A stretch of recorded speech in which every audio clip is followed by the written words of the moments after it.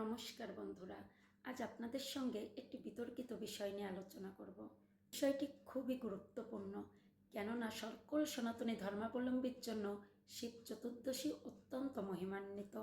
কেননা হর বিনা হরিকে প্রাপ্ত করা আমাদের পক্ষে কখনোই সম্ভব নয়।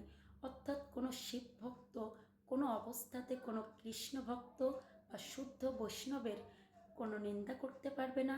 আবার কোনো শুদ্ধ বৈষ্ণব যদি কৃষ্ণ ভক্ত যদি শিবকে কিংবা শিব ভক্তকে অবজ্ঞা করেন, তাহলে কিন্তু তিনি প্রকৃতপক্ষে কৃষ্ণধন প্রাপ্ত করতে পারবেন না।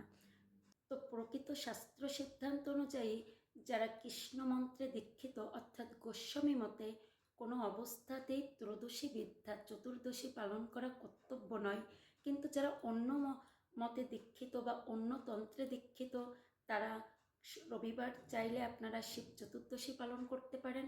আর একটি গুরুত্বপূর্ণ কথা হলো, দেবাদিদেব মহাদেব হলেন বৈষ্ণব মধ্যে শ্রেষ্ঠ। তার কাছে জাগতিক পারমার্থিক উভয় কল্যাণের জন্য আশা ভক্তরা ব্যক্ত করতে পারেন।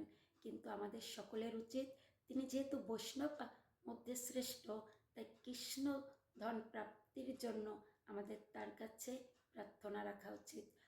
রাধে রাধে, জয় শিব শম্ভু।